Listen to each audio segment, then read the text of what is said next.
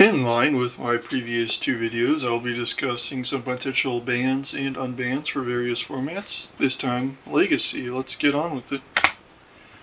First card I'll talk about, which I believe to be the less controversial of the two, is Soy Mycospawn.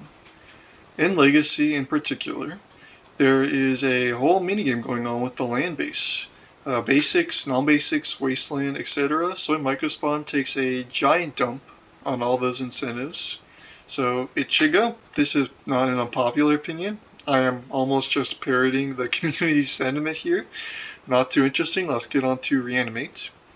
There's also some wide consensus that something needs to go from this deck, and I am arguing Reanimate, even though it's like the third most popular suggestion. So let me talk about why I chose Reanimate over, say, Entomb or Troll of Khazad-dûm. Now, Troll was argued because it was the link between the fair and unfair plan. That is a somewhat powerful argument. Entomb going, it's been banned before, so it could be banned again, not necessarily a pillar of the format. However, if it went, these reanimated decks should be forced to play more than just two big creatures so that they can consistently discard them to Faithless Looting and to Careful Study, etc. Which is also a great incentive. So those are two wonderful bans, so I'm choosing Reanimate though. I think the main issue with the deck is that the Reanimate like combo package is so little mana that it can afford to play A, its land count, and B, its tempo plan. If the reanimation spells you were using, say, cost 2 mana, and it can maybe be interacted with enchantment removal or gave it a little less power, that is the perfect slowdown the deck needs to be forced to A, play more lands, and B, give the opponent more of a chance to enact powerful counterplay. Those are both two great changes, and then, yeah. Also, there's a card I want to unban, which Reanimate would be good with. That is another main reason. Let's continue on. Start with 3 obvious unbans. I don't think anyone can really argue against these in any kind of good faith. Maybe Mind Twist, we'll talk about that. Earthcraft is just a 2 mana enchantment. It combos with, what was it combo with again? It comes with like the squirrel nest, right? That's hey, if enchantments becomes a more powerful deck, it sees actual play because of this, then hey, that's good. Mind Twist, the play patterns aren't necessarily the best. I'd 100% rather my opponent Mind Twist than anything else they can be Dark Ritualing into. Mana Drain, Control is distinctly dead from the format, so yeah, get her back in here. Mana Drain sees somewhat consistent play in Timeless, however, it's never oppressive. And Legacy is more powerful than Timeless, so yeah, unban Mana Drain. I've got some unbans that I thought may initially, at a glance, appear too powerful to be unbanned, but may actually not be. So this is maybe the most interesting section. Cannot wait to get started talking. Survival of the Fittest. Now, what decks would play Survival of the Fittest right now? None. Hey, that's a good start. What decks would it support? It could support Madness. It could support some green creature toolbox deck that has some Vengevines in it. That sounds pretty healthy.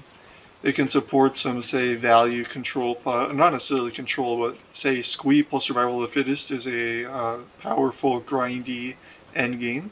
So the decks with that will naturally have more play than some of the Glass Cannon stuff seen play right now. Yeah, that's pretty cool. You can also see play in some kind of reanimation deck, maybe like a Soul Cauldron deck. Especially if Reanimate gets banned, then that's much less of a worry. That's another potential. Full Wrath's Shapeshifter. How cool would it be if Full English Breakfast was fully playable in Legacy? Those all sound like great effects to me. Is there a worry that it is too powerful? I don't think Tutor Vengevine, Tutor Vengevine, Tutor Vengevine, Tutor a creature play, return all the Vengevines. I mean, sure, it's powerful. I don't think it's too powerful. I think the scariest shell for this would be some kind of combo reanimator deck. If the reanimation spell costs a minimum 2 mana, then that means that it's probably slow enough to be fine. And if it's fine in the most powerful sense, then it's bringing all these wonderful side effects, all these wonderful tier 3 decks. Seems like net plus, so yeah, unban it. Frantic Search. What's that one card that makes all the islands tap for more than 1 mana? Yeah, I'll think of it later. That deck sees 0 play. I don't see how it would see play in any other deck. It probably will see play in any other deck. Maybe I'm just lacking imagination here. It wouldn't see play in any of the current decks. Yeah, let's run that risk here. Imperial Seal. Now, in terms of sorcery speed tutors we have access to, the one that does see play, it would be in Doomsday. And Doomsday plays the one that tutors for, I believe, just a sorcery. I forget what the card's called. So it would go into Doomsday. Doomsday isn't seeing a lot of play right now, even if it may be secretly one of the best decks. There is something to note that sorcery speed tutors to the top of the library are significantly worse than the instant speed ones. I guess another way to illustrate this would be if we take a look at our friend Timeless here. It recently printed Sylvan Tutor. 1 green sorcery. Tutor a creature to the top of your library. Sees exactly 0 play even in Historic. Well, that's not a good sign for Imperial Seal's viability. Let's take a look at Vintage. See 0 play in Vintage. Well, that's another good sign for it being appropriate for Legacy. Yep. And besides that, it would see play in Doomsday. You can't even do some Entomb tricks necessarily to where you Imperial Seal and then use a Surveil Land to get off the top unless you have the Surveil Land already in play, because you can't fetch in response Imperial Seal fetch Surveil trigger on the stack Imperial Seal. None of that's gonna happen. Yeah, unless if I'm just lacking imagination here, it seems perfectly fine. A Yawgmoth's Bargain. This card is expensive, very expensive. The reanimation for enchantments is also somewhat expensive. If you play it, would it be good? Yes, there's also the 7 mana in sorcery where you just draw half your library. That sees no play. There's also the 5 mana card that's like, reveal the top card of your library, you lose life equal to your mana value, you can keep going.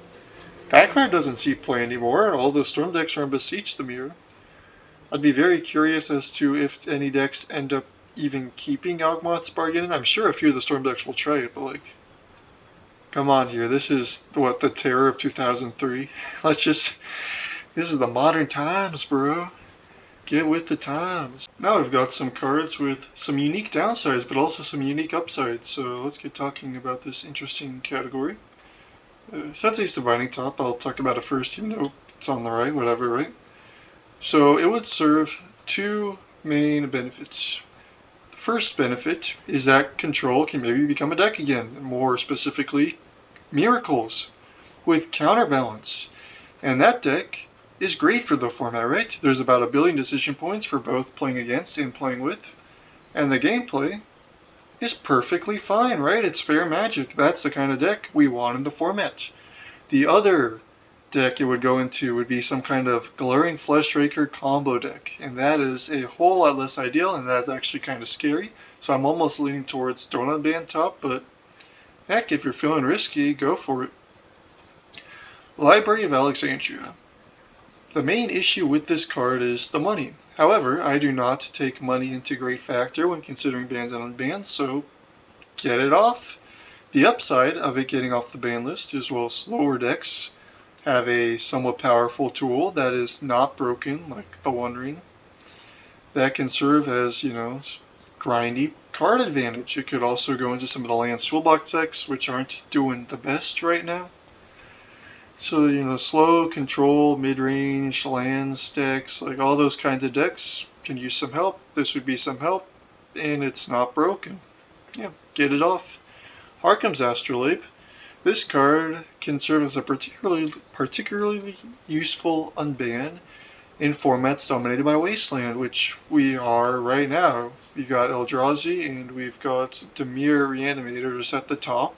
Both those decks play Wasteland. Harkham's Astrolabe is a great tool against Wasteland, allows you to play more basics. The downside is that all decks playing Astrolabe or not would be optimal to play Snow basics. The only way this changes, or I should say that's for bluffing's sake, the only way this changes is if anti-snowland counterplay starts seeing play, which I think it could. Like if Break the Ice becomes somewhat playable, in Legacy doubtful because Sinkhole is legal, but if it did see play, more cards like that, if they put a more powerful snowland hate, then I think Arkham's Astrolabe would be a perfect unban. As it is now, there's that icky little downside. You don't get to play your favorite basics, really, if you're trying to play optimal. But nevertheless, I think it is a net plus, so yeah, get it off. Here are some risky unbans. I've talked about Deathrite Shaman in my Modern video, I'll talk about it here. In Timeless, it is perfectly fine. It does see significant play. The main issue with Deathrite Shaman is that it would go into a lot of decks. Let's be real here. It would be ubiquitous. The gameplay with the card itself is actually not too bad, right? Especially in Deathrite Shaman Mirrors, where you're holding up your Shaman to see, like, hey, do I counter this Shaman, or do I go for this to get them to use their Shaman, such that I can go for my thing? And it's also a natural deterrent for Graveyard decks, which we're currently dominated by a Graveyard deck right now. So if we had Deathrite Shaman in the format, maybe that would be a little less, the deck would be a little less dominant. So there's a lot of factors to consider with this card. I say, ignore all those factors, release it into the wind, and pray it works out. And if it works out, I think it can be a significantly positive addition to the format. Zerda, this would see play in like the Grim Monolith style combo decks. They wouldn't get to play Urza Saga because, funnily enough, Urza Saga, along with like Yavimaya Urborg, are among the few lands that don't actually work with Zerda, which it may be a little design oversight, but at least it's serving to our benefit here, allowing it to not be broken in those artifact decks. And because it negates the Urza Saga, I think it's actually kind of fine. So yeah, I would love to see what it does. Goblin Recruiter. The main issue with Goblin Recruiter I see is that it sets up a combo on the next turn, right? So you get that one Goblin, Conspicuous Snoop, I believe is what it is. And then you can just, play A, either play all the goblins off the top of your deck, or B, just do the combo with Kiki Jiki, I forget what the other cards are. But, yeah, so I think the main thing to be doing with this would be Conspicuous Snoop, Kiki Jiki, under Conspicuous Snoop, that's a combo. Okay, Goblins as a deck isn't seeing play right now, maybe this can make Goblins see play. The play pattern isn't ideal. But is it too powerful for Legacy? Probably not. Yeah, let's see what it does. Memory Jar. There is a Memory Jar-like artifact that came out recently. It was terrible. Memory Jar is obviously a whole lot better. It's 5 mana. Would the decks right now even play Memory Jar when Beseech the Mirror is just a much better way of doing things? I think Echo of Aeons may be better than Memory Jar. It's only 3 mana, allows you to lean more into your Black Lotus of Lion's Eye Diamond. Because I'm not convinced it would even see play, I think it's fine to unban. The end.